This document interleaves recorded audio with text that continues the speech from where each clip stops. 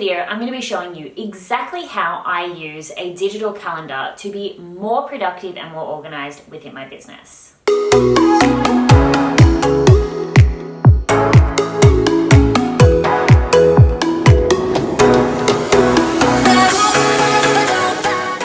Hi everyone, and welcome back to my channel. And of course, if you're new here, welcome.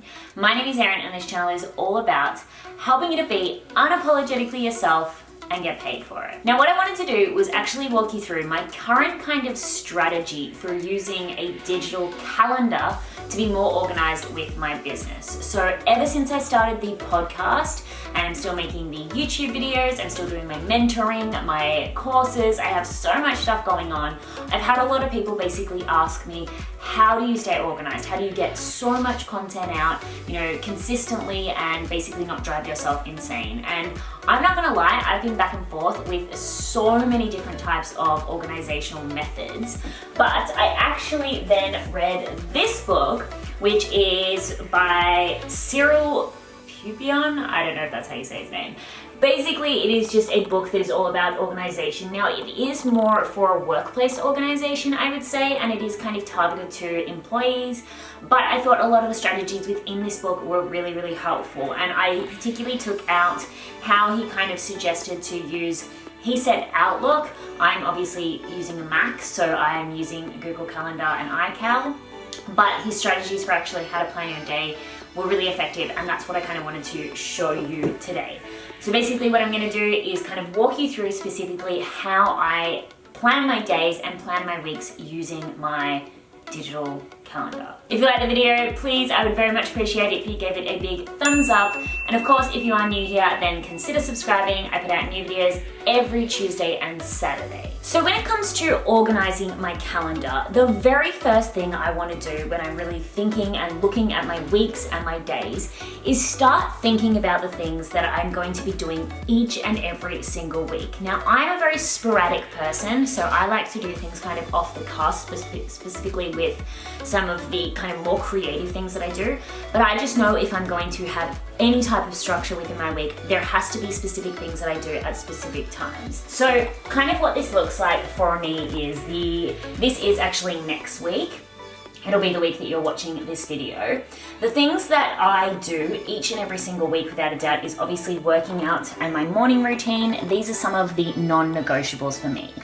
Now, one thing you might have also heard me talking about is this make a list of 10 opportunities. Every single Monday morning, what I actually do is just in my notes app, I make a list of 10 things that I want to really go out and pursue that week that are really going to drive myself and my business forward. So really big, scary things like reaching out for opportunities, pitching for collaborations, not just kind of, do a Facebook Live or create this video. It's like really, really stuff that kind of makes me poop my pants a little bit, but will move my business and myself forward. Then I've made it so I'm actually only checking my emails twice a day, and this was kind of a recommendation from this book as well. So in the morning from 8:30 a.m. until 9:30 a.m. and then again at 4 till 5. That's the only time my email will be open, and it's actually the only time I'm on social media responding to people, unless I jump on and do a spontaneous live or any of this stuff. But I scheduled in the times that I'm going to be engaging, just fully immersed and engaging on social media, and then responding to emails. The reason why this is because I don't want to spend my whole day in reactive mode.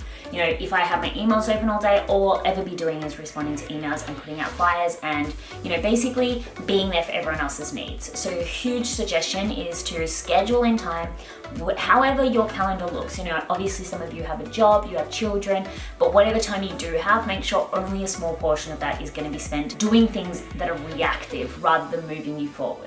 Now, the next thing that I do each week is obviously some administration, recording podcasts, and filming YouTube videos. Now, these do change sometimes, but I have scheduled it in to record podcasts at 11 a.m. every Friday. That's just after I finish yoga, which is obviously amazing because I'm in such a good state. And then I record YouTube videos on either Saturday or Sunday because I need George here. That's how this camera is moving right now. Duh. So that is scheduled on the weekend. Administration, Ask Erin Anything, the live show, and my weekly emails. They're also things that are, going out each week, and they're going to be exactly the same. So the first thing I do is put all of the things that I need to do for the week in and have them as a reoccurring event. The second part of using the digital calendar then is thinking about like the meetings, the clients, you know, the stuff that is the same every single week, but it's more kind of collaborative work. So what I would then do after I've got all of my kind of administration tasks that I need to do, I would then put in all of the client work that I have to do. But yeah, so I have my reoccurring clients, I have some 2-hour intensives, and then I have my podcast interviews where I'm interviewing other people or they're interviewing me scheduled in there as well. So they're the next things that I would put into the calendar. So first of all, it's all the reoccurring administration events, then putting all of the meetings, client work, anything where you're doing with someone else. The third part, and this is the big part. The third part of really planning your day using your digital calendar is making sure that a huge chunk of your day is dedicated to things that are going to move you forward. You know, I have that 10 opportunities. Now what I want to actually do is think about those opportunities and when I can actually schedule time to pursue them, as well as all of the other kind of projects that I'm working on. Now, I'm going to tell you my project kind of organization is not very good. Basically, all I have is this whiteboard down here with just a checklist of all the things that I'm currently doing for the month within my business. I know it's super basic, but that's how I know what I'm kind of working on currently. So after I've actually planned out all of the projects that I'm working on over the next couple of months, then the next thing I will do when I'm planning my week in advance, I will really sit down and think about, okay, based on these projects that I'm currently working on and the things that I want to achieve and the opportunities that I'm trying to pursue, where in my calendar can I fit in actually doing this work? You know, it's what a lot of people do is they plan all these projects, they want to pursue all these opportunities, but they're just not putting time in their calendar to actually go out and achieve that stuff. And then it's no wonder that it never gets done. If you don't have a plan, what's the quote? I love it. You know, fail to plan and plan to fail. Put that stuff in your calendar. That's how you make time to get things done. Based on the things that I'm working on at the moment, I've got basically next week what I'm really going to be working on now that the Erin May Henry website is launched. Definitely should go check that out. And the podcast is up. The next thing I'm really going to start working on is my event, my Melbourne event, and Mindset Reset, which is my next kind of course. It's a 14-day email course that I'm going to be putting out to help people kind of reset when they're falling off that motivation bandwagon. So looking at my calendar, I've got a pretty full calendar as it is already, but what I actually want to start thinking about is where can I put it in. So Monday, I'm going to be doing a lot of lives, I know, and I'm really making sure that people are enjoying the podcast, so I probably won't plan any heavy on project work then. But Tuesday, between interviewing Natasha and my meeting with my manager for YouTube, I've got pretty much nothing on, so there is where I'm going to be scheduling in, probably working on my event. Now, one thing that I really got out of this book is making sure that you're leaving a buffer on either side of when you actually are working. So the fact that I have this interview with Natasha, I'm not going to be finishing that at 11 and then just jumping straight into working. I'm going to leave a buffer so I can stand up, stretch. If it runs over, if I just keep scheduling things one after another, then everything slips out of place, and that's when you can begin to feel overwhelmed. So what I'm actually going to do is not have myself working on the event until 11.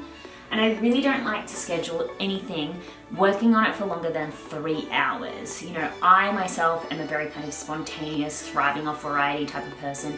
I cannot work on the same thing for longer than a couple of hours. So I need to be doing different things throughout the day. So if I can't finish working on the event at this day, then that's fine. I will just schedule another time where I can finish that off.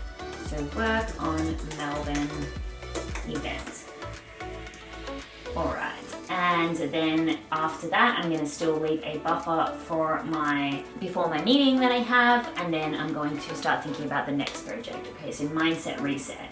So basically I've got the plan and everything. I basically just need to start writing the video scripts. That looks like it is going to be able to happen on Wednesday afternoon. Now, I have a 2-hour intensive. They can be quite intense. Pardon the pun. But basically after that, I know that I'm going to want to debrief, I'm going to want to send a follow-up email, and I'm going to want to do all this stuff. So I'm going to leave a buffer of actually a full hour after that. and then look to start working on Mindset Reset for a couple of hours in the afternoon. And then that is pretty much it. I know it seems super basic, basically just putting events into your calendar, but honestly, it blows my mind still that so many people are trying to be entrepreneurs, trying to be creators, and they don't have a solid planning and organizational kind of structure. If you found that some of the ones maybe planning it in a planner or maybe bullet journaling, if it's not working for you, I would definitely suggest coming and trying out a digital calendar. Now, the best thing about a digital calendar as well is the fact that you actually can collaborate with other people. Say, for example, I wanted to invite someone to work with me. If I wanted to invite Natasha to this meeting, I could simply send a meeting invitation to her email, and then that would drop into her calendar as well. It's so much more efficient to be using digital. That's just the way we are going, and I really recommend Google Calendar, which obviously can then import into your iCalendar as well. I just like the way the iCalendar looks, so that's why I'm using that one as well. But that's pretty much it. That's how I have been saying organize and make sure that I just have time for everything each week. Everything that I need to do within my business has time in my calendar. And I know that I'm just going to discipline myself enough to actually step in and do these things when I'm supposed to be doing them, rather than getting, distracted by social media, responding to emails, and all the stuff that kind of just keeps you stagnant. You always want to be doing things most of the time that are going to be moving your business and your journey forward. Now, if you have any questions about how to use the calendar or my planning method, then please do ask me. I definitely recommend, if you can, pick up a copy of this book. It's absolutely great. I'm not sure what the real cover looks like. This is the Kiki K version of it. And yeah, just really figure out whatever the organizational strategy is for you that works best for your personality type and for your calendar. But find something, stick with it, be disciplined enough to actually do the things that you have planned out, and always be moving forward. That's it for me. I hope you enjoyed this video. I know Harvey definitely enjoyed being here today with you and recording this video. He actually has a very full calendar. I looked at his little Google Calendar the other day, and he has so much stuff in there. He doesn't even leave the buffers. It's usually just like sleep, eat, sleep, eat. But anyway, he's a busy dog. I really hope you enjoyed it. Thank you so much for watching, everyone, and I'll see you in the next video. In today's video, I'm going to be teaching you exactly how In today's video, I'm going to be teaching you exactly how I use... No, I need to... Oh, come on, mate. In today's video, I'm going to be teaching you exactly how I use... No, why am I talking like a robot? In